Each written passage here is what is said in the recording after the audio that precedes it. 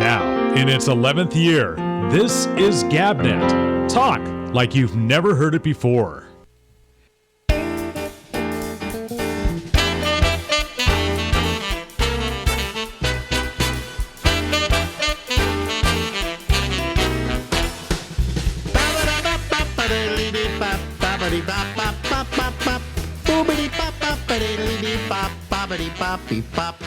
Hey, everybody, live from Harlem in New York City. It's me. Yeah, that's me. I'm Alex Bennett. Ladies and gentlemen, there's a very funny guy that lives out on the west coast of the United States in San Francisco. He's also an old friend, and I really enjoyed talking to him. His name is Larry Bubbles Brown. Yay! We go way back. We do go way back. How many years is it now? When did we first meet? You had me, the first time I did your show was January of 83. Do you know the day?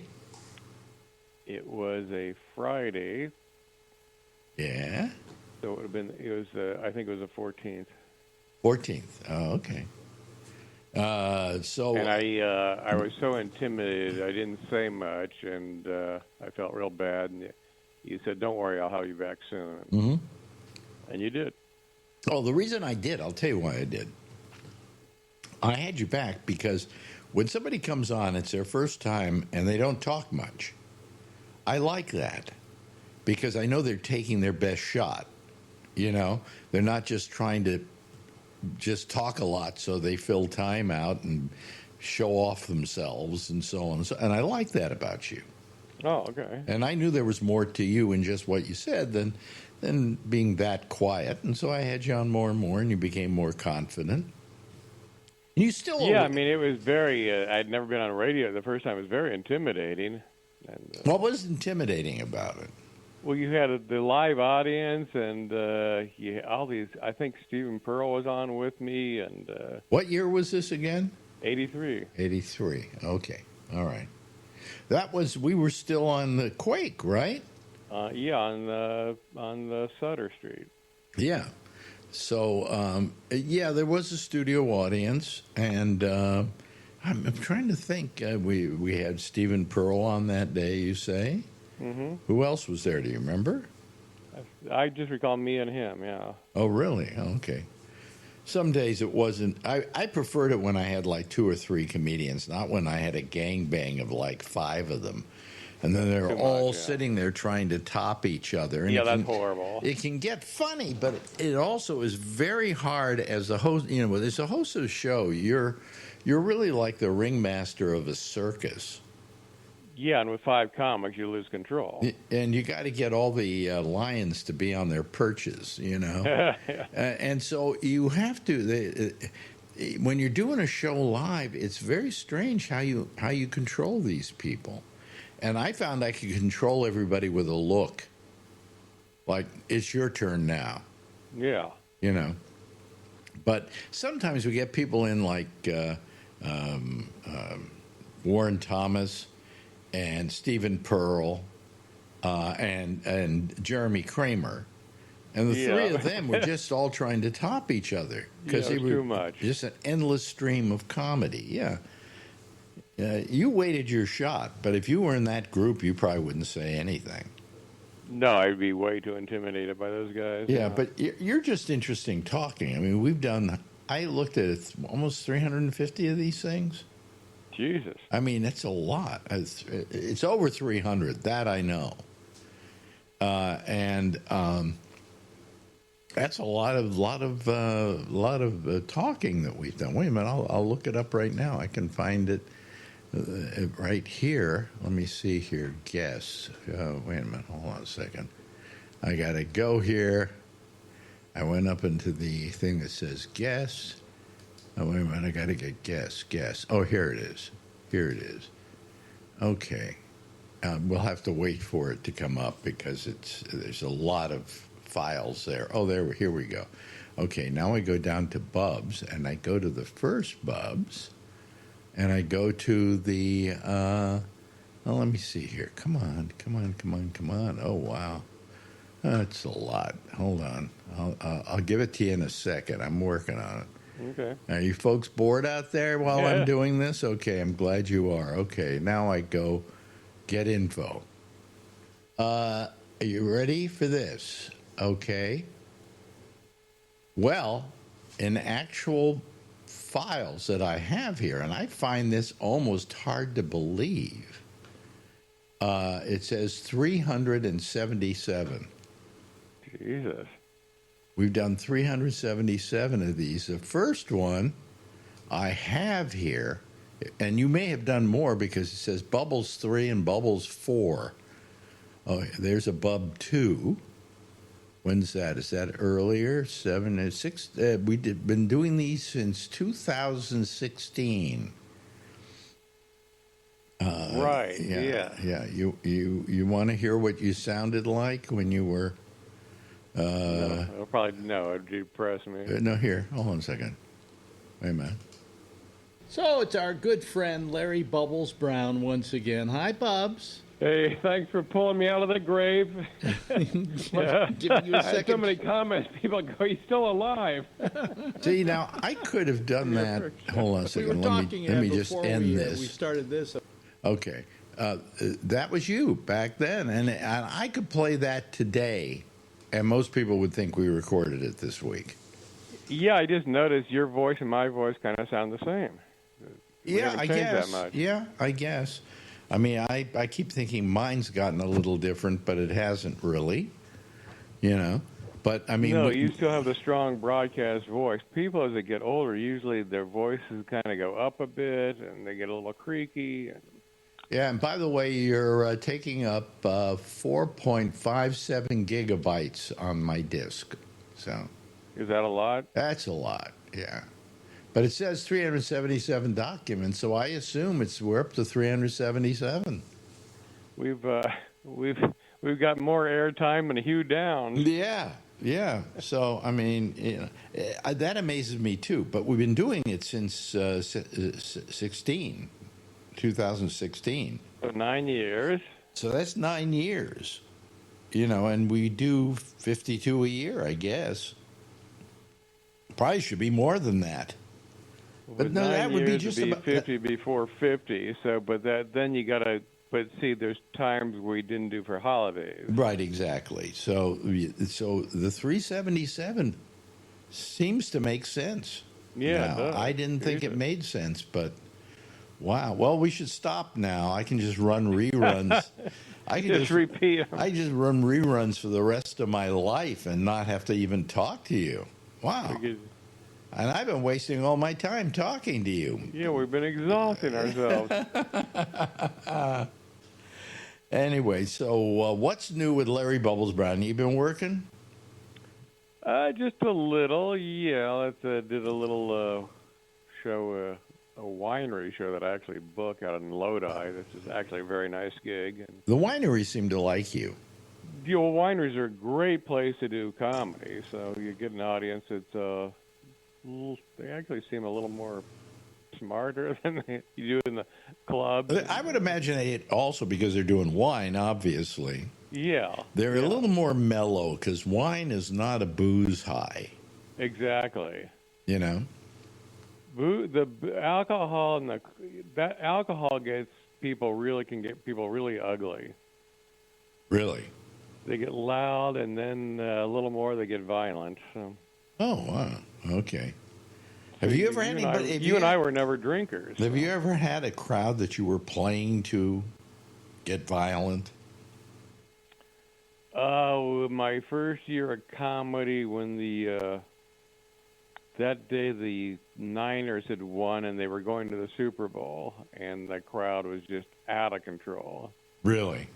I was at the Punchline. I was been doing comedy a year, and everyone was just yelling and screaming. I ended my set by saying, "Fuck you, people! I hope you lose next week." Oh, boy. I think they wanted to hang me at that point. I just ran out of the building. Now, you were heckled by a very famous person at one point. I was, yeah. Yeah. So you remember, well, you know what I'm talking about. Yeah. So you might want to tell that story because it got me to hate him. when you told Really? the story to Okay, me. well, Yeah, because he I was- went, what right does somebody have to heckle Larry Bubbles Brown, the most unheckable person in history? But you have to remember the situation. He was so drunk. Okay. We won't reveal who it was till the end. Okay. Yeah, okay. Well, Tell it the was story. You were called. It was the Mitchell brothers, I wasn't was it? hired. Mitchell Brothers was opening their little. It was down by the American Music Hall. What would they call? They called the Mitchell Brothers. Yeah, Mitchell brothers, and they had all the fish on the side of the building, Yeah, and yeah. whales and they things had, like that. So they were just opening that. They had. In fact, when they wanted to close that place down after one brother killed the other brother, Right. I can't remember which brother killed which brother. Do you remember? I think there was Artie Mitchell and John Mitchell, but I don't know which I one think took the bullet. Artie got killed. I think. I'll look it up sometime. And I don't think the brother. I don't think he served little, if any, time. Yeah, right. Well, he killed him because I was kind of privy to that story. I mean, he just had it with him, and he showed up at his house, I think, with a gun. If it was Artie, it was either. I think it was Artie. Anyway, and he was so sick and tired of this guy, going like that. He was just had a drug problem. Okay. Mm-hmm. And the other brother, just to protect himself, shot him, And I mean, he had to live with that for the rest of his life. But the two of them, the Mitchell brothers, were very famous for what we would call high-quality porn, I guess. Mm-hmm. I mean, it was porn, Porn. There were penises in mouths, I mean, that's porn, okay? Not softcore. Well, that was the Mitchell Brothers Cinema. Then they opened the thing with the whales on the building, and that was Yeah. live performance. So this was a big opening of that, and They were going to have a grand opening. So before they opened, they had a private party for the employees, and I got a call from Tom Sawyer, and he said they wanted some comedians, so he booked me, Milt Abel, and Frank Prinzi to come down and do the show for the employees, which we did, and. At one point, I go on, and I'm up there for a few minutes. I just hear some guy, oh, yeah, just incomprehensible shit. And like you're not funny or... Yeah, get off. And, yeah. And this, to me, to do to Bubbles, if I were there, I'd punch the guy in the face. And I'm not violent, okay? But you don't do this to Bubbles. Bubbles has the most unheckable act in history. Okay, you don't get many hecklers, do you? Hardly ever, no. Yeah, but this time you did, and he was abusive, as you Pretty told. abusive, yeah. Mm-hmm. Maybe he was a mean drunk. Yeah, and he was obviously drunk. Uh-huh. Now tell them who the guy was. He was Hunter Thompson. Well, I think he was living there, or he was definitely staying he was writing something about them, so he was there for weeks or months. So. Yeah, but, I mean, of course, it's wonderful to say you were heckled by Hunter Thompson, but when it happened, you came back to me, told me the story, and you were bothered by it. Yeah, because I remember my father actually liked Hunter Thompson. He thought he was a great writer, and... I did too. I was a fan until that happened. Yeah, so that is actually I should. It's kind of a good story now that I think about it. I got heckled by Hunter Thompson. Yeah. Oh, it's a great story. That's why I just brought it up, and it's funny that in 366 episodes, I've never brought it up. No. It's really a part of your history. And then I remember the bunch of the girls that worked there. A couple of them came up to me and they said they really liked me, and if they weren't lesbians, they would fuck me. So. Did they say that? Yeah. If I weren't a lesbian, I'd fuck you. Fuck you, yeah. That's kind of a compliment, I guess. Yeah. I mean, it's not going to get you laid, but it's a nice compliment. But yeah, looking back, I think it was '85. I should know the date, but that was a crazy night. Yeah. But when did that happen? See, he remembers dates.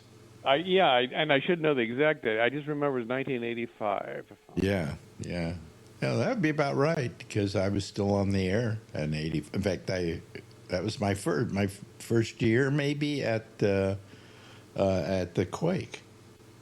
No, at Live 105. Live 105, you came on in February of '86. 86. Yeah. Okay, because I've had it all wrong, because I tried to figure out that I was on KMEL, then I was off KMEL, then I was hired by the Quake at an enormous amount of money. That's why I left KMEL. I saw it as a great opportunity, but it turned out it was the station was bought by a bunch of people who didn't know how to handle money, and they sent money back to this guy in Philadelphia if there were any profits coming out of the station or all the money that came to the station, and he spent it ridiculously badly on himself. Okay? Mm-hmm. So now the station is going bankrupt. All right. And it was just a terrible situation. But I originally went over. I think we lasted. How long were we at the? Do you remember at that? You went off Quake? sometime in, because let's say I did your show in '83. You were there in '84, and then I think sometime in '80. I remember at one point you and Rogalski you weren't sure your checks were going to clear. Do you remember that? Yeah. Well, I told everybody. I told the bosses. I said, if you don't have enough money to make the checks clear for everybody else here, then don't pay me for that week, and we'll catch you on the other side if the money is coming in. I said, but I'm making so much money that I can afford not to take a check for a couple of weeks Wow, that was or whatever. nice. Yeah. So it was a terrible time, by the way. It was just horrible. And then finally, I went off the air, and they were paying me, not to work, because my contract was still in force, because I had lawyers making sure that it was. And then all of a sudden I got this deal from Live 105. I won't go into it. It's a long, involved deal. But basically it was a kind of a football deal, where one station would take part of the expense, and the other one would take care of the other part of the expense. And if I did better than I originally had done at the Quake, they would no longer have to pay me. And the people who at the Quake said, no, we don't like that deal. We just want it, like we do 40%, you do 60. And the first book that came out, I beat my numbers at the Quake, and they had to still keep paying me. So, wow. Yeah, that's that story. And when you came to Live 105, were they paying you as much as the Quake had? Yes. I think the same, if I remember correctly. Maybe a little bit more. I don't know, but the same. And it was, it was a good deal. I decided to do it. Although when I first walked in and saw that studio, I phoned my business manager and I said, "Is there any way we can get out of this?" Yeah, because you remember that. You remember that studio? It was terrible. It was just a small little rat's nest. It's in the building that's now owned by Elon Musk. Twitter, yeah. Yeah. And we were on the bottom floor, and it was so bad there were pigeons that roosted in the rafters and then shit on the people below. I remember my program director's office had a real shit problem from pigeons. Did they have parking for you? No, but that would be a problem. I think at that point I was able to park on the street. It was early in the morning, so the street was empty, and the street didn't have like 1 hour parking or anything like that, so I could just park in front of it. That was fine. But then when we went to the newer Live 105, there was a garage below, and I took out a spot. Yeah, that was great. Yeah, so it was great. It's what I have on my Facebook page. It says, "I used to be a big shot." Your own parking. That's big when you have your own parking space. Oh, I used to be a big shot. I mean, I was a big shot in San Francisco. Well, how much was Quake paying you back then? Quake was paying me in the end. They were paying me, I believe, somewhere in the neighborhood of $250,000 a year. God, in 1982, three, that's huge. Yeah. Plus, I had a deal. We wanted more than that, and they couldn't come up with it. So my business manager, Gary, came up with a thing. He said, well, Alex does these live reads for you, and you're making extra money off of that, or you're making money off of that because people want Alex to do a live read because I really sold product, Right. In fact, I was the heaviest seller, most successful seller on the air of Vermont teddy bears. And this was at a time when they were advertising with Howard Stern. I still sold more than Howard Stern. So people wanted me to do live reads. It was also because I used to kind of make fun of the product, Right. And I often said, like, the Vermont teddy bear, it's the best way of telling your girlfriend, I'm sorry I had sex with your friend. But anyway, what he did is he made a deal where I got $50 every time I did a live read. And that was good for another $50,000, $60,000 a year. So that was a good move on my business manager's part. So I remember you did ads I was making for almost $400,000 a year there. There was a mattress place you did live reads for, and yeah, I'm trying to remember now. What was the Brass and Glass or something like that? Yeah, Brass and Glass. Yes, that was the name of it. Odd name for a mattress company. Yeah. I think it was a bedding company, so the brass came from the beds with the posts and everything like that. Glass and Brass. What was the glass they were selling? Anyway, I sold them. I can't remember what I did to their advertising. I remember what you did to yours. You did the. Yeah, I got fired. You did the. I lost Kaiser. So. You lost Kaiser. He was my traffic guy.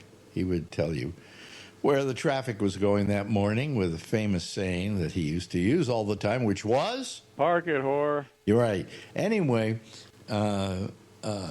you had Kaiser. Well, tell the story. You had Kaiser as an advertiser. Yeah, I do the traffic, and then you give a little ad read at the end. I think Kaiser was one of the sponsors, and you read the little thing at the end, and then you added to that.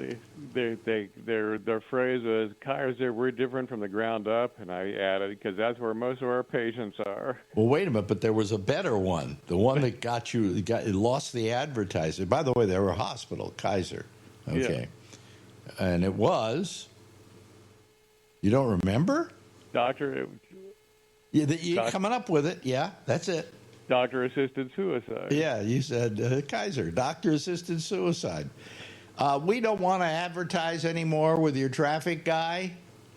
No, I can. I'll pull it out the next. I have a memo from two Pat McNally's from Kaiser saying, pull all spots immediately with 3 exclamation points. You see, what they didn't know is what I knew when I was doing spots for other people, is that if you make fun of them... Oh, they love that. Yeah, it's good. People will think good of the advertiser. Uh-huh. And why will they think good of the advertiser? Because they've got a sense of humor of course. About themselves. And so they made, it was a big deal, And so when you made fun of them, Kaiser should have gone, good, at least people will remember who we are. That's all that you have to do with advertising is make people remember who you are. They were furious. They were absolutely furious. And I think Slayton lost me an advertiser. I can't remember which one for saying something. I'm sure he has. No shock there. But I used to tell the boss, whoever the boss was at the time, don't worry, Pat. Pat McNally was really there most of the time. Don't worry, Pat. There'll be another advertiser coming along who will want to advertise with us. So you lost Kaiser, big deal. Yeah. Actually, you didn't. We didn't lose Kaiser. You were really working for the people who did the traffic. I think of Metro Traffic. Metro yeah. Traffic lost the advertiser, Right. but Pat knew about it, and Yeah, he wasn't happy about it. he wasn't delighted. But it was worth you doing that joke, because I have done that joke over and over again, year after year, when describing certain. And it still applies today. It still applies today. Doctor-assisted suicide. Well, this is maybe number 260. Let's see, that was 66, it was 677, then This will be 78, 79. 379. This is 679 with Larry Bubbles Brown. Thanks, Larry. Thanks, Alex. Bye. Now, in its 11th year, this is GabNet. Talk like you've never heard it before. Thank you very much, Larry. Love Larry Brown. How can you not love Larry? Are you kidding me? He's likable. He's terrific.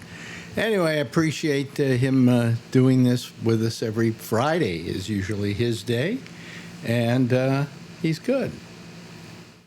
So anyway, if you maybe can hear a little bit of air conditioner in the background, but because it's getting hot. It's getting hot again. They're supposed to do like 101 tomorrow. 101 degrees, but they call it like feels like. It's not actually that. But they got to tell us what it's going to feel like so that we really go, oh my God, is it going to be like that? I don't believe it. Anyway, let me see here. I want to let somebody in here and see what they are going to do here, because I want to make sure this is who there's somebody that I like and that I believe in. Oh, there's Mark Thorner. Okay. I just wanted to make sure, Mark, that you were for real. Okay. I'm on my iPad and I'm talking to you from the middle of the Everglades. The middle of the Everglades. Wait a minute. Let me put you up here.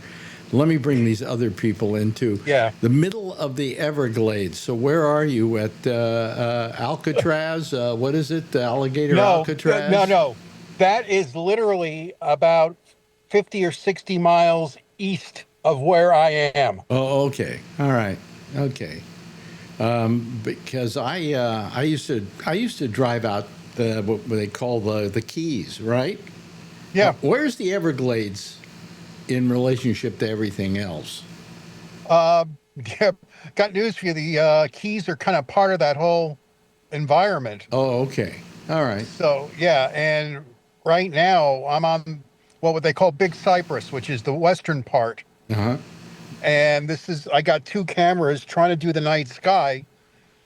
And I got a lot of snake hunters out here. They're trying to hunt the evasive. Oh, snakes. Really? Yeah. Well, wait a minute. They're trying to hunt snakes. What the hell are you doing out there? I'm in my car. I'm in comfort right now. Oh, okay. Okay. Just don't get bitten by any snakes or anything. Oh, trust me. I'm a big chicken, so... So what do snake hunters do? Do they get snakes and then stuff them, or what? They get a bounty. Oh, really? Yes. Okay. Why a bounty necessarily? I mean, don't we need snakes as part of the ecology? No, these are evasive species, and they eat other critters, which are more important. So no. Again, these were people who bought these snakes, these cobra, whatever you want to call them, anacondas as pets. They get too big, and it's like, oh, let's just dump it in the Everglades. Didn't we used to have them here in New York in the sewers? I think those are alligators. Those were alligators. Yeah. Yeah.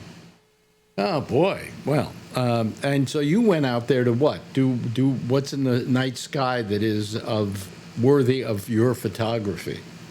Right now, I'm doing a time lapse, so I'll get a video of literally the Milky Way moving through the sky.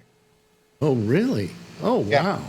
Let me know where I can see it because I'd love to see that. Oh, I've already done a bunch. Yeah, I can send you the link. That's easy. Oh, okay. All right. Yeah. I'd love that.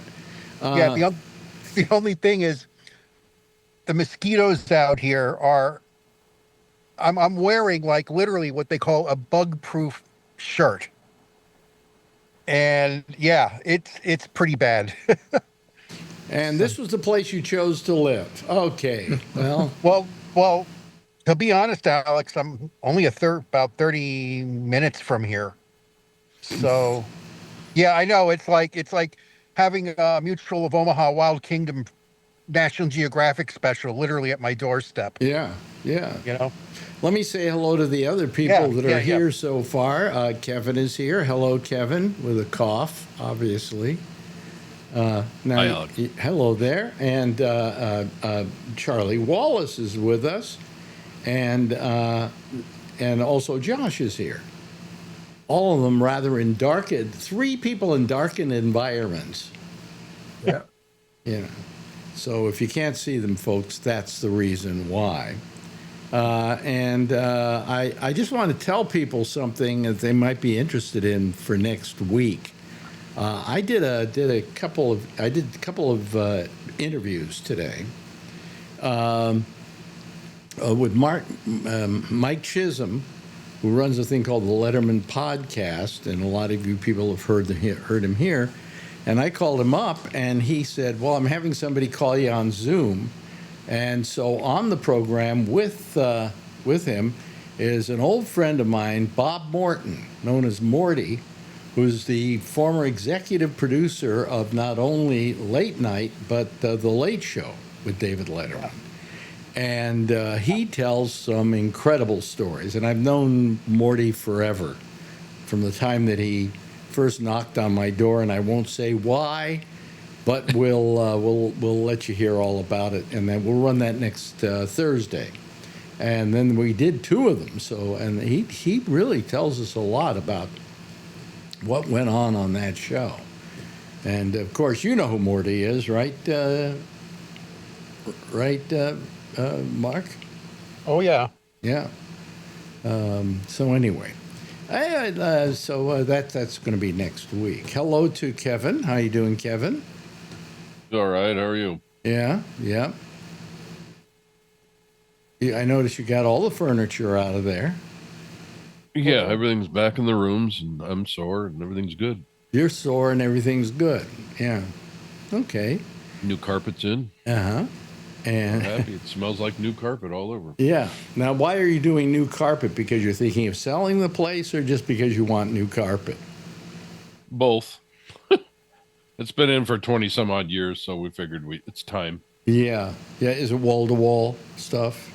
No, it was actually just in the hallway, the stairway, and the bedroom.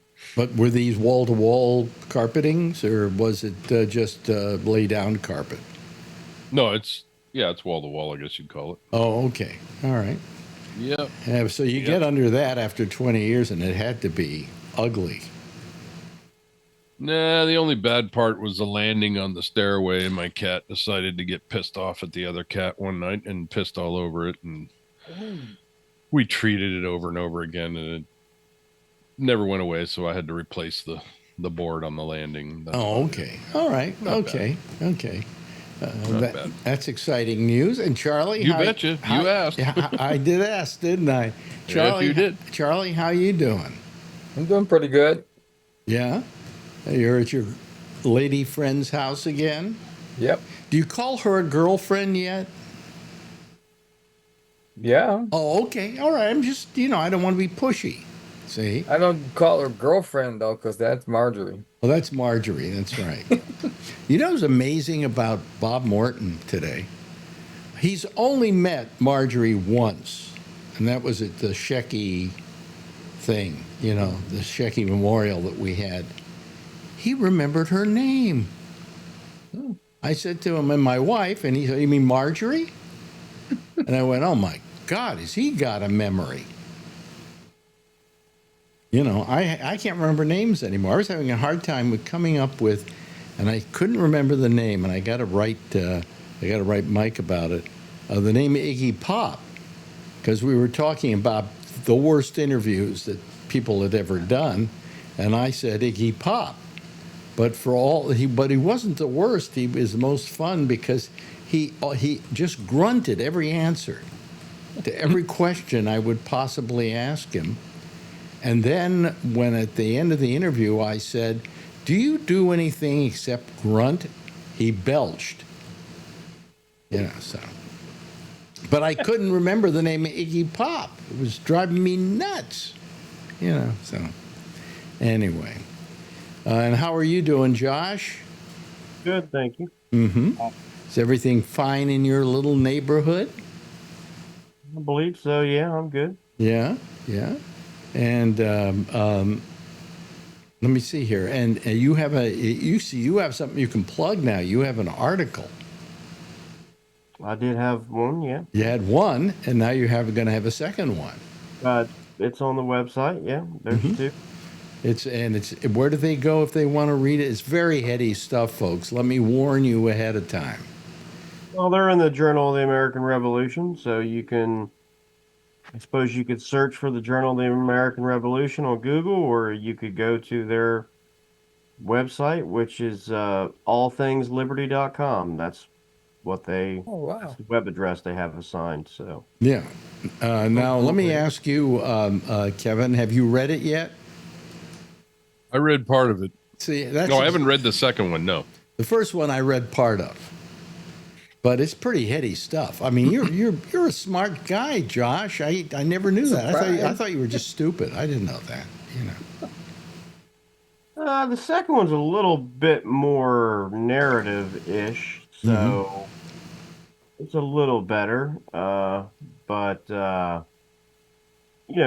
because it tells a story about a raid over a couple of days by a loyalist colonel who, when he realized the war was going to be over, basically set out to take his revenge on, people that he didn't like because the society at the time was pretty lawless. If you were a tough guy, you could, it was like the Wild West. You could get away with things and, you could outrun the law and, that would be the end of it. So he settled some scores and he settled them in a serious way. He killed people, in their own homes. And the people that he went to kill that weren't home, he basically burned their entire plantations, properties, whatever. So, it was not a civilized time to live, was it?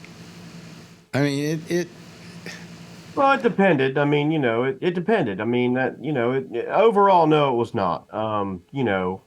But that's not. Would you say it's safer for me to live in New York City today than it would have been for me to live in New York City in those days? Well, for sure, yeah. Yeah. Because I mean, even then, we didn't have law enforcement and things that we do now. But even in like the interior, that the part of the point of the article was that this civil war that raged after Yorktown for a year or so, you know, you could live in one town in absolute complete peace. I mean, you could just live in this bubble of, there was no war here. We were not affected. Everything is fine. And, 10 miles to the east, or to the west or north or the south, there could be a band of loyalists or a band of patriots come through town and burn 5 or 6 houses and kill 3 or 4 people and, slaughter the livestock and, I mean, just devastate the community and then move on and nothing would ever happen. So, it really just depended. So. Well, you told me once that we tend to think that once the Civil War, once the what do you call it, the Revolutionary War was over, it was over. But it wasn't over. There were people getting it really even. wasn't. Yeah. I mean, my work is based on the fact that, and I mean, really historians know this, but I mean, my work is based around, Yorktown. Washington goes to Yorktown and stands in the front, and the French show up with their ships, and they sail in from the back, and the British army is trapped, and they throw up their hands and give up, and the war was over. Mm-hmm. Well, which is more or less true, but that's a nice, tidy, convenient little way for all these narrative history books and everything to wrap it up. And, Cornwallis surrenders, and then they give you 4 or 5 more paragraphs, and then, and the end, right? But that wasn't the end, it's funny that I was going around and around. We're not really round and around, but with Kevin and Patrick earlier about something where it wasn't what Churchill called it. It wasn't the end. It was the beginning of the end. Well, let me ask you though, So, when would you say that we could consider that the Revolutionary War resolved itself? It was ended. There was no more strife or anything like that. About a year later, maybe. well, it was about a year and a half. It was about 18, 19 months later. Yeah. The Provisional Peace Treaty agreed to in November of 1782. It wasn't signed by all the parties and communicated back to all the various states and countries Mm-hmm. until, mid to late 1783. Um, so that really ended it 99%. There are a few historians who kind of joke around that there was what was called right up here outside of Toledo, Ohio, what was called the Battle of Fallen Timbers, where some American Patriot forces evacuated by force a group of British soldiers that had refused to leave one of the western ports, or not ports, forts that they had ceded to the United States as part of the treaty. Mm-hmm. After the treaty was signed, the British sort of reneged on some of the things that they said they would do, and one of them was leaving some of the western posts and western territories that they held, Yeah. in the United States. And then when they were evacuated by force, and the Americans won the Battle of Fallen Timbers. A lot of them say, then it was completely over. But again, then it's just funny because we were talking about this. It's funny. It's funny you should mention all of this, and you could get even more into it, but I don't know how much people can follow it necessarily. But we tend to think of the Revolutionary War as being this: went there, did it, we won, goodbye. And it wasn't. That wasn't that simple. Never was that simple. And quite frankly, I don't think that this country has ever been particularly simple. Well, it's not, because it's made up of a lot of different people, and cultures and things like that all mixed together. Whether we like it or not. But so I mean, it was never simple. I mean, it was a different type of thing. People historically up to that point, other than like isolated things and whatnot, they'd really never gotten together and decided what kind of government they were going to live under, and their children would live under. It was always handed to them Yeah. when they were born, by a king or a dictator or a semi-republic, Yeah. publican, I should say, type of government where they had some power but not a lot, like England. I mean, English citizens had rights and everything. They didn't, at least by that time anyway, they didn't live completely under a king. I mean, after the English had their own sort of revolution, at the time of the American Revolution, English citizens had rights. I mean, the king couldn't sit on the throne and say, "Bring me the head of so and so" at that time. That they didn't stand for that anymore. They'd had their own revolution, and Mm-hmm. English citizens had rights. So, but not. But Americans wanted more than that. So, I mean, the thing is, it was very complicated. The American Revolution just has so many facets. I'm doing a lot of work on the military side of it, but there's economic, just political science side, cultural, there's tons of different angles to approach it from. Anyway, let me see here. Alan, you're with the Palm Springs Mounted Police. I imagine, I would ask who are they, but I imagine they're the Palm Springs Mounted Police. Well, Palm Springs, California, where the bomb blew up And 3 days later, you asked me if they actually had really mounted police. And a friend of mine sent me the cap a few weeks before that. He's a Palm Springs police officer. And It's they in have, Southern California in the desert, going out toward Salton Sea, yeah. east of Riverside. Yeah. Wow. Okay. It's a comfortable hat. I haven't worn it for a while, so I thought I'd change hats. Oh, okay. All right. Yeah. Anyway, let's see here. What's happening? Anything happening in the news? It's always the same thing over and over and over again, isn't it? You know? I was thinking about what you said last night, Josh, about, we're paying too much attention to the situation with, what's his name? Oh, God, my mind goes. Epstein. And I had to think about it, and I went, the reason we're talking about it is because it does bother us, and I think that's the reason why people are discussing it. Yeah, in the great scheme of things, there are probably better things and more important things to talk about. But this is something that, to begin with, I think it bothers Donald Trump. I think he's definitely been bothered by the whole thing.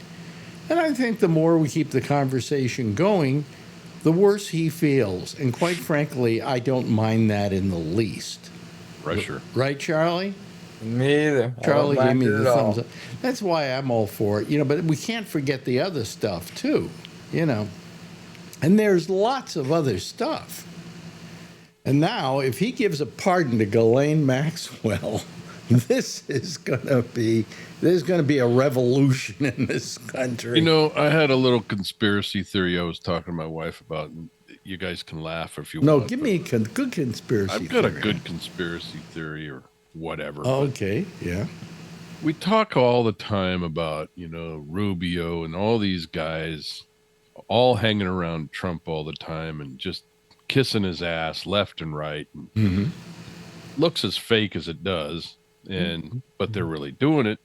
But what's not to say that all these people, or most of these people, have been on that list? Oh, wait a minute. Hold on a second. Jeff is having troubles. All hanging around Trump all just kissing his ass left and right. No, Jeff, you got to turn it off.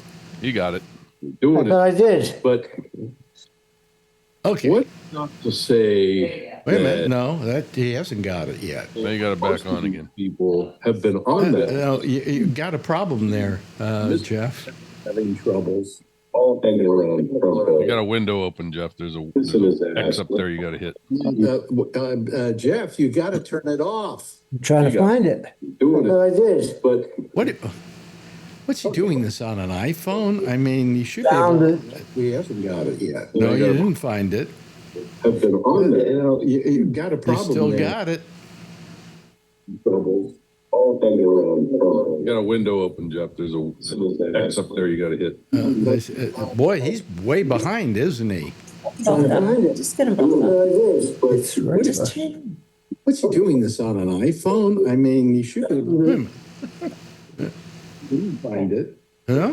You got a problem. Still got it. You can't find it? I shut everything down. Well, that took care of it. Yeah, that took great care of it. So before I lose my train of thought, all these people, what if the Rubios and all these people are on that fucking list and Trump has been holding that against him?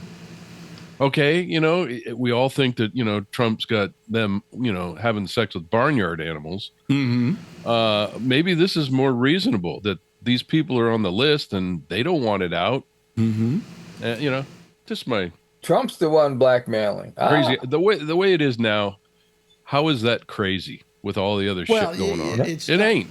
It's not crazy, but let me see here. Let me open this. Let me see here. Let me bring in Jeff again. Here we go. Hey, Jeffrey. Okay, you're all right now, Jeff? Good. Okay. I'm sorry. You're right, but I don't think they are. in there. I don't think Rubio's in there. I mean, I just don't think it's his way of doing things. Now, there are a lot of people who are in the Epstein files, I'm sure, because Epstein was a collector of human beings, you know? Mm-hmm. I mean, he ingratiated himself to everyone. Hell, my friend Bobby Slayton stayed at one of his apartments. He knew my point. He knew It's Epstein. not out of hand. Yeah, he knew Epstein. I'm sure. Who knows? Maybe he's in the Epstein files. I doubt Right. it. At least not on that level. You know. So And it could be that, you know, he's in the Epstein files and might not be on that level, but yeah. they're in the files and everybody's made such a big deal out of it. Now they open it up and find all these names. Mm-hmm. Who knows? It Yeah. was just my wacky little thinking. Well, I'm sure there are a lot of people there. Like he claims, Trump claims, oh well, Clinton's in there. Well, of course he's in there. He flew with him on the airplane to the island.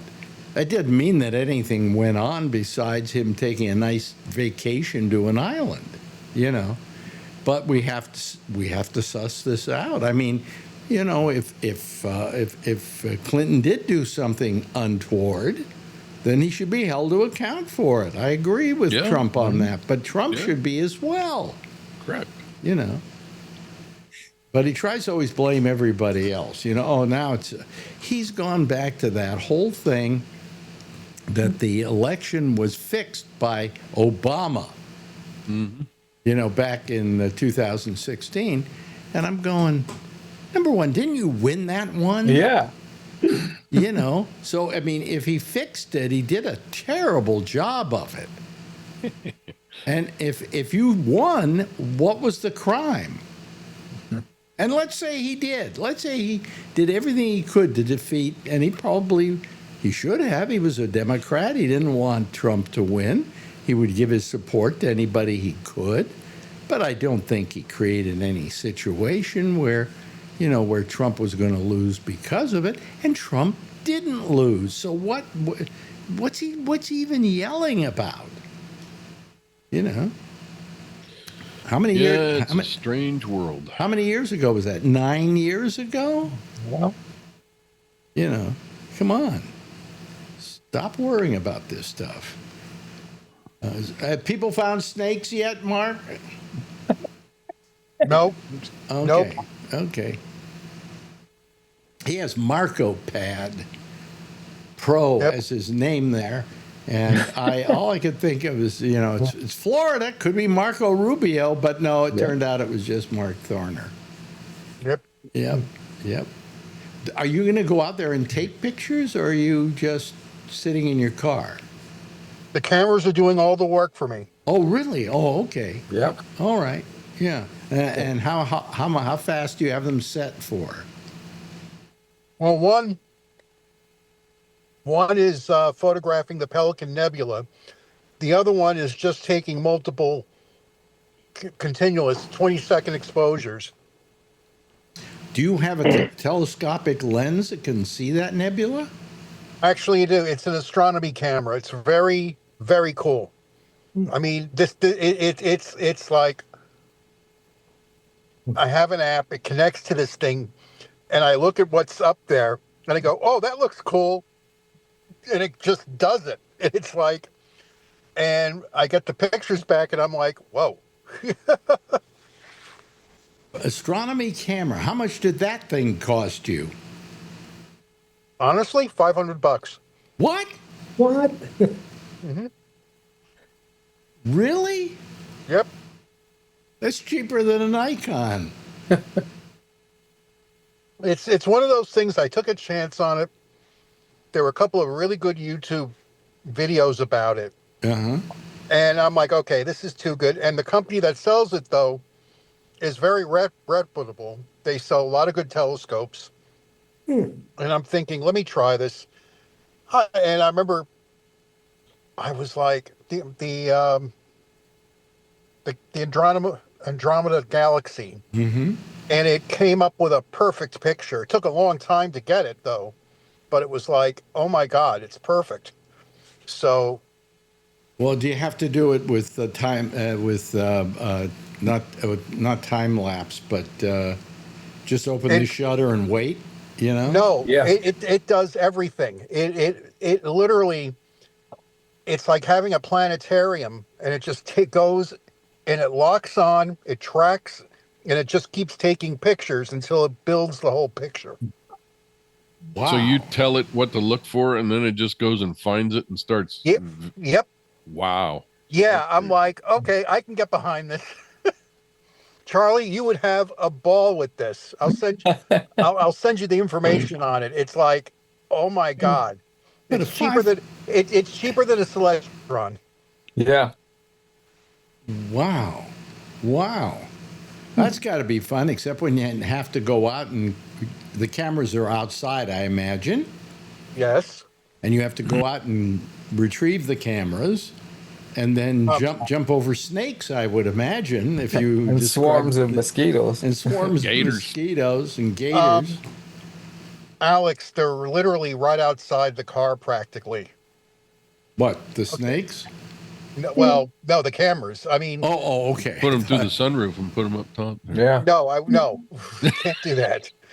But and that's why this area that I am, it's unpaved roads, but they are public roads, and people know where I am. So, you know, I think that's terrific. I really do. You know, because I used to be a big astronomy buff when I was a kid. Moon rocks, Alex. Yeah, They called you Moon Rocks. They called me Moon Rocks. The kids at school called me Moon Rocks Bennett. Yeah. Because I told them, I said, within 10 years, we're going to be on the moon. Yeah. And they all laughed at me. That was, I was off by a year, I think. I said that when I was 18. Oh, by the way, Alex, changing the subject totally. Yeah. Go see the Fantastic Four. That's what everybody says. Yeah, that's what I hear. I mean, this is going back to the Stan Lee that you knew. It's the 60s. It's when you were with WMCA. It's that good. Really? Superman's supposed to be really, really good too. Well, I got a couple of things to see or to wait for, one or the other. But all I know is a Fantastic Four. I was discussing this today with Mike Chisholm, and I was discussing it also with Michael Snyder. I was so put off by the Fantastic Four, though, because it's not the first time they've done a movie of the Fantastic Four. And they've all been miserable failures. This one isn't. Wow. That's amazing. That's good. You know. And I can't figure out why the other ones failed, but they just never seemed. Every time I tried to watch them, I couldn't get through them. You know, they were just so boring. And they've made how many prior to this? Stan Lee, no, who? Roger Corman made one. 5 total. He made 5? Oh, well, no, there's the Corman one, and then there are 5. Well, I think 1, 2, 3, 4. Yeah, 5. Before this one or with this one? Let's see. There was the Corman. There was the Corman, the 2 Fox ones, and then the other one, which we will not talk about. So 4 total. 4. 4 total, and this is the 5th. Yeah. See, the thing is, you know, the Corman one that was made, it came to be because the guy who had the rights to the movie didn't really know how to make movies, so he asked Stan Lee to make a movie, Corman to make a movie out of it. Yeah, it was never officially released, but you can go on YouTube and watch it. Yeah. It's 90 minutes of your life you will never see back. Really? Was it even worse than that Ewok television show? Let me put to you this way. That and the one before this one, the one that Josh Trank did. Whoa. I was like, why did the steaming pile even get released? Well, now I got 2 movies to look forward to. You know? It's wonderful. Because I want to see the Superman. And I wasn't planning on seeing the Fantastic Four, but then you're the third person today, if I include Snyder, who said you got to see this movie. Yeah. You know, you go to movies on the first day they're out, practically, don't you? That's kind of a tradition with my friends. And when I was working in that, you know, during college, we would go. And yeah, that became kind of like a thing. Wow. Well, good. So that's something that's good news. I'm happy to hear that. You know, that was Stan Lee's and what's his name's first Jack Kirby. Jack Kirby. That was their first cartoon, wasn't it? It was the first comics. Well, that was their first superhero, modern superhero, not including the stuff that they did for Timely or the stuff that Jack did back before he went into the Second World War as an infantry Okay, but what I'm saying is that, like, for instance, Spider-Man came out of this, right? Spider-Man was in the first comic he had was with the Fantastic Four, if I'm not mistaken. Yeah. Yep. Yeah. Yeah. And I grew up reading this stuff, and hell, Alex, we've talked about this before. Carnegie Hall. Carnegie Hall. Yeah, I appeared at Stan Lee's Stan Lee show at Carnegie Hall, and we read his comics, okay, and we all played various parts, and I was Dr. Doom. So, you know, and people are to this day impressed by that, you know. Not the fact I was more impressed by the fact that I was playing Carnegie Hall, okay, you know. Because all I knew about Carnegie Hall was the old joke about how do you get to Carnegie Hall practice, you know. Anyway, so it's good to know. It's good to know. Anybody else see any good movies lately? I watched this thing, Thunderbolts. Have you seen Thunderbolts? It's not bad. A lot of fun. Not bad. A lot of fun. You know. But do you think this will put the Marvel Universe back into play again? Yeah, I hope so. I mean, don't get me wrong. I mean, I love this stuff. I do. But when it's great, it's great. But when they don't nail it, oh boy, you know. Yeah, yeah. Did you see the Superman?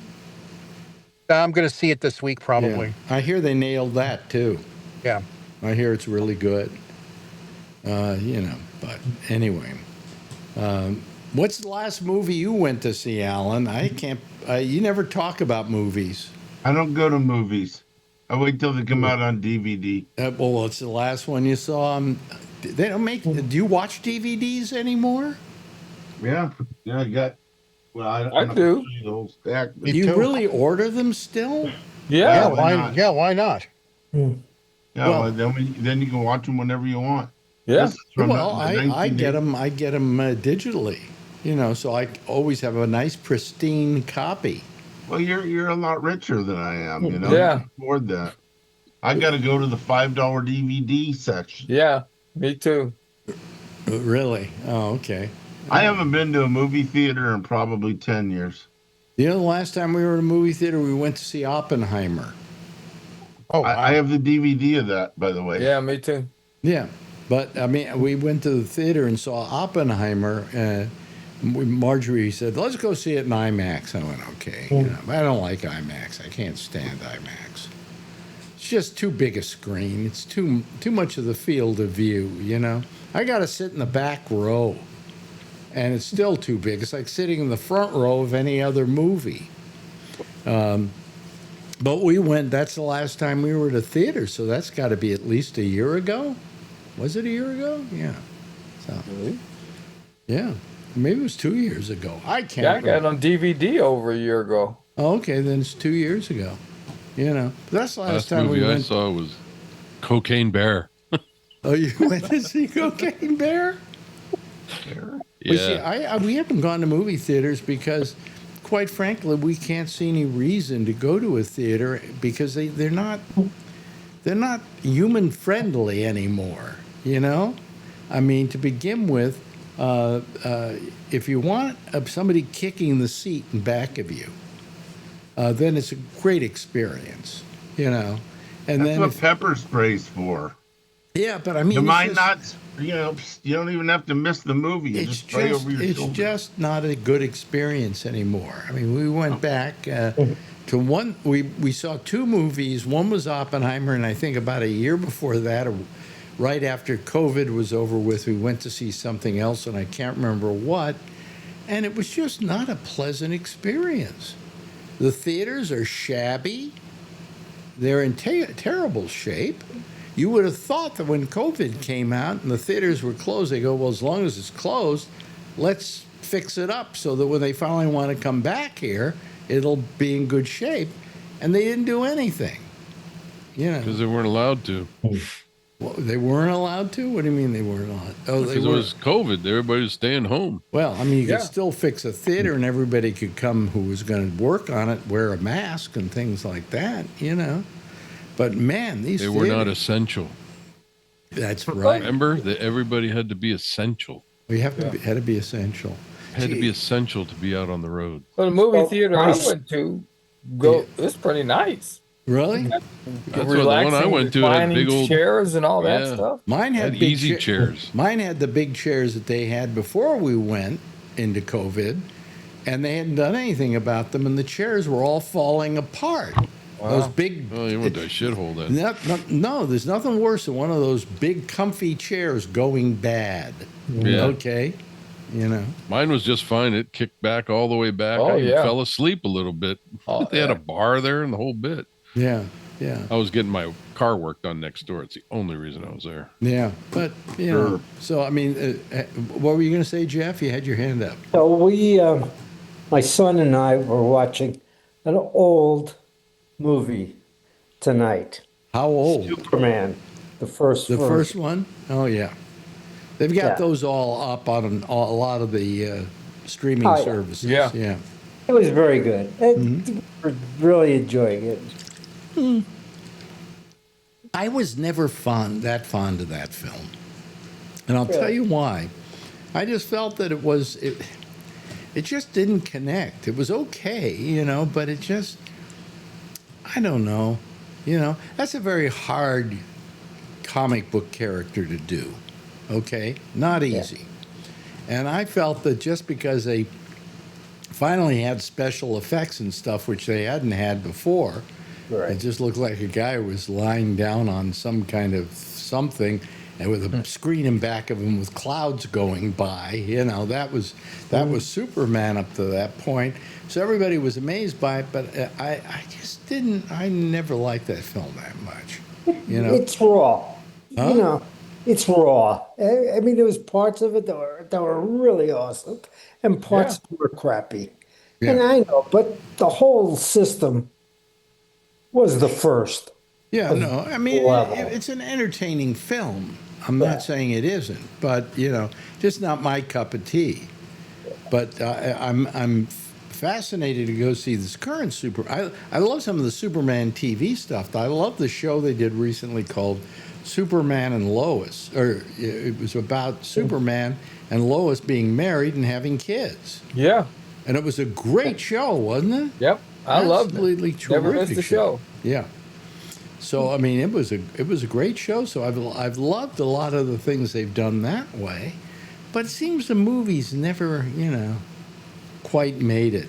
I think it was Shecky who was a big DC fan. He used to go to DC every week, and they would give him all the comic books and everything. It was across the street from Letterman, I think. And he said to me, the great thing, the unusual thing about DC is the movies have sucked, but the series on television have been pretty damn good, you know. And he said, why don't they get the people who do the TV shows to do the movies? Am I right, Mark? Yep. Yeah. Yeah, so whatever, you know. That was his theory on that. But anyway, so we haven't seen anything. Have we watched anything here? I can't remember if we watched anything. We we watched the latest Wes Anderson film, The Phoenician Scheme. Yeah. And I looked at Marjorie and I went, I think Wes Anderson has finally gotten to that period of his life where he said, I think I'm going to make a Wes Anderson type movie.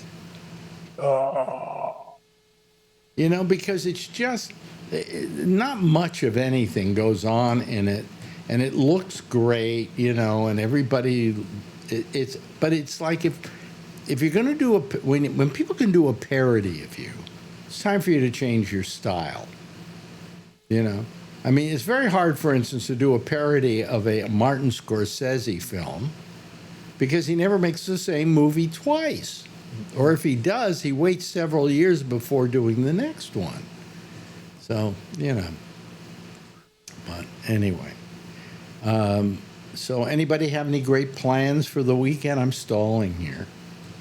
Because I got nothing, you know. Unless you want to talk about the same old stuff, in which case, have at it. But, you know, what's the sense, you know?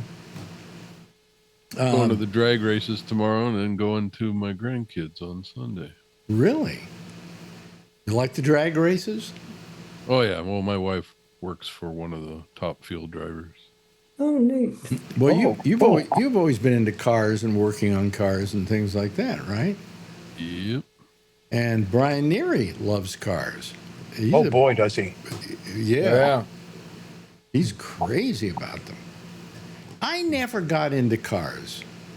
Because my father, a musician, always said to me, remember, son, a car is just basic transportation. And so I never thought, what did you say, Jeff? It was. It was. It was, yeah. But he said, you know, it's basic transportation and never give it any other reason for existence. And so I never really got into cars. I always had great cars. I had Nissan 300Z, and I had some great cars over the years. But it was only because I could afford them, and I bought them. And as I would drive down the street, kids would go, and I didn't know what they were thinking about, you know. I remember I had one of the Wankel engine cars, the Mazda 3, what was it? RX-7. RX-7. Yeah. So, I mean, I always bought good cars, but always ringing in my head when I was buying them was my father saying, don't forget, they're just basic transportation, you know. Are you into cars, Mark? I am a car nut. Unfortunately, I mean, it's like I grew up at a time when it was the Mustang and it was the Dodge Charger. I had a Mustang too. My favorite car was the Daytona Charger. Mm-hmm. And yeah, right? And now they brought it back as literally an electric toy. Yeah. I mean, they brought it back literally, Alex, as an all-electric vehicle. And I'm looking at it. It looks great. Don't get me wrong. But it's all electric. And it's like, okay. Why? Well, do you remember, Kevin, a toy that the Ideal Toy Company made called Motorific? Yep. That's what it is. It's a big Motorific. Jeez. Rather than 2 drop-in AA batteries, you got the battery pack. You got an electric motor. You got 4 or 2. But it looks great. I mean, people have been buying them down here. It looks fantastic. But I'm like, When did they come out with that? Because I'm a Mopar guy, and I hadn't heard of it. Oh, take a look at it. I mean, like I said, it looks fantastic. And supposedly they're going to come out with with some kind of gas version of it. But yeah, Alex, I mean, and also I used to go to Raceway Park in Englishtown, New Jersey to watch the drag racing. Oh, okay. All right. Yeah. I mean, listen, I loved airplanes. I learned how to fly an airplane before I knew how to drive. So I guess I had a need for speed, as they say. Yeah. Yeah. Yeah. So, well, the closest I've ever come to a basic drag race is I was in a demolition derby. Oh, those are great. But they put me in a car in a demolition derby. I think I still have the stains in my pants from that. That's awesome. Yeah. I always wanted to drive enduro, and I almost did. Really? Enduros, but you wanted to sit in with a bunch of cars crashing into you? Yeah, because enduro was like it was actually a race in an oval, but you were ramming into people if they're in your way. What happened was when I first went to work in Houston, Texas, and the radio station said, "We've got a promotion for you to do. You're going to be in a demolition derby." And I went, "Well, what's that?" And they said, "Don't worry, we'll tell you when you get there." And when I found out what it was, oh man, it was frightening. Yes, Alan. Just about every week or two, when I was working in law enforcement, we got to do drag racing. They call them police pursuits. Yes, right. Local drag racing. Well, hold on. How about you, Josh? You ever been into cars? No, I don't care about cars at all. Yeah, I mean, if they get me from one place to another and they don't break down, I'm happy with the car, you know. But somehow I always wound up buying really nice cars, you know. So, whatever. I owned I owned a Mustang. I remember my Mustang. And then what was the next car? And I had a bunch of wimpy cars too. I had you remember the Valiant? Oh God. Yep. That's awesome. I don't know why I bought that car. I don't know why I bought that. What a piece of crap that was. Slant six in it. Yeah, powerful.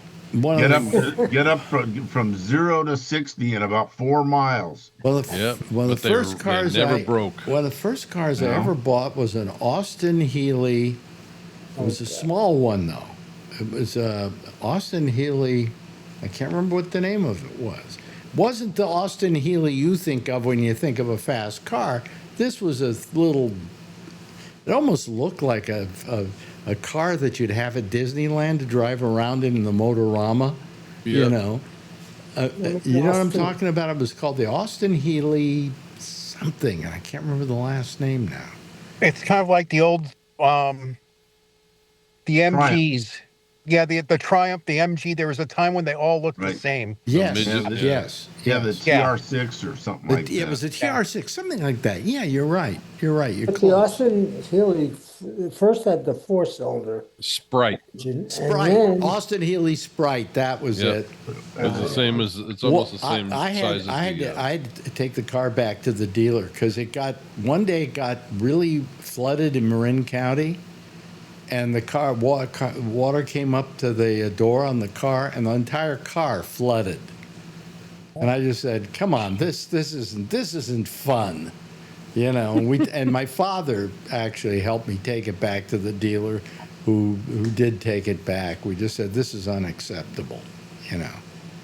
And you needed a car like I drove for a job. You get to go through red lights and do 90 miles an hour in a 25-mile zone. But you're a cop. Oh, I forgot about that part. You forgot that part about it? What do you do? Give yourself a ticket? No, I don't think so. No. You know. You don't go through red lights and stuff like that at 90 miles an hour if you're chasing somebody at 90 miles an hour. Because if you, in California, even as a police officer, lights and siren, if you run into somebody or hit somebody, you're responsible. Let me ask you, though, when you were a cop, did you ever have a thing where they told you have to give out this many tickets this month? No, because I wasn't a traffic officer. Oh, I see. You never had. I hated it. I hated doing well, traffic. If I pulled somebody over, there's a good chance they would get a verbal admonishment and not a ticket. Okay, but they never said, "Hey, you aren't giving out enough tickets." There were no quotas where I worked, but some departments, especially in the South, well, they have a lot of quotas. There are some municipalities that make a living off of that. Absolutely. Also in California, unlike some states you can hide the police car behind a big billboard and watch the car go by and then go chase it. In California, the police car's got to be visible. If you've ever drove down the freeway, and they could be, a black and white at 3 in the morning looking for drunk drivers on the freeway, and you would never see the car until you were on top of it. But they can't hide. You can't hide behind things in California. Yeah, well, when I was a kid, you used to get a ticket for I know, going through a red light, and it was $5. Not anymore. Not Add anymore. a few zeros. Add a few zeros. Yeah. Oh yeah. Yeah. That's what I've heard. And Oh yeah. the last ticket I got, I can remember the last ticket I got. I got it in Italy. I got it in Florence. And I went down a street.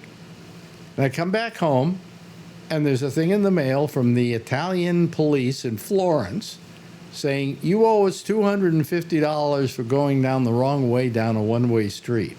Wow. They had a thing where streets constantly were changing which way you could go on them. Like here, between 2 and 3, you couldn't go in this direction. But between 4 and 5, you could, And I didn't know that. Why? I can't read Italian street signs, okay? So I'm sitting there with a ticket for $250, and I paid it because who knows when I'm going to go back to Italy again. I don't want to get arrested, thrown in jail, and whatever. But that's the last ticket I got. In fact, it was the last time I really ever drove either, so. But I was talking to a guy here in New York the other day who was driving a Lyft. And he said, well, I can't go that fast. If I have to go the speed limit, it's going to cost me $150. And I'm going, my God, just trying to nail you everywhere. Yep. And I don't know that slows down traffic, Oh, forget it. I'm not. I think the biggest thing that slows down traffic in New York is the horns in the cars. Take them out of the taxi cabs. God, it drive you nuts. These cabs that want to fly by all the other cars, they're honking. Yeah, but sometimes you got to honk your horn to keep somebody from hitting you.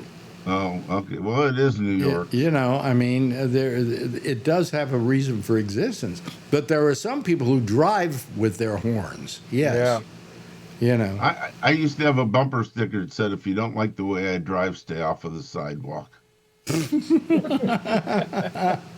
Let's see, how much time do we have? I got about a half a minute left here.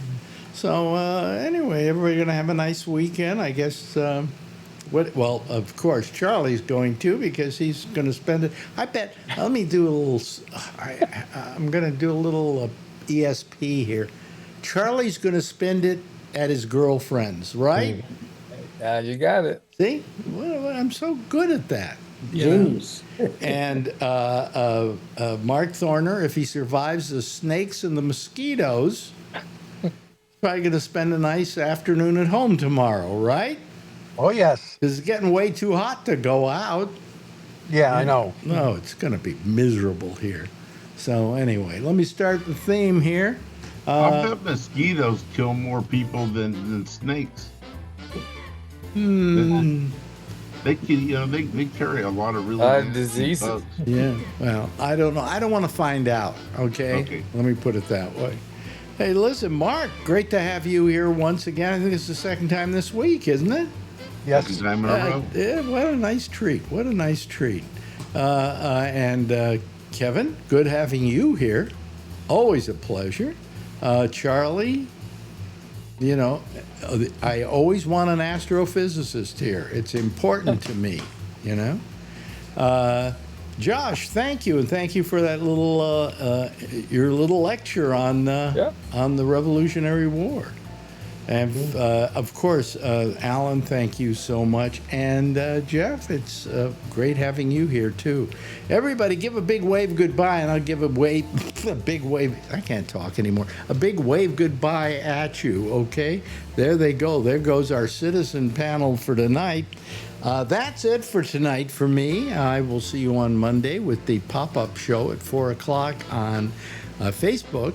And I will also see you then again a week from now. But stay tuned for Amy Manuel. She's next.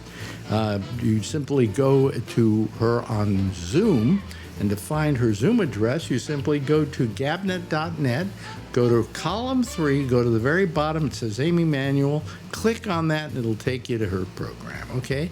In the meantime, I'll see you again Monday and then next Wednesday. Same time, same station in life. In the meantime, as always, if you see her, of course, tell her I love her, okay?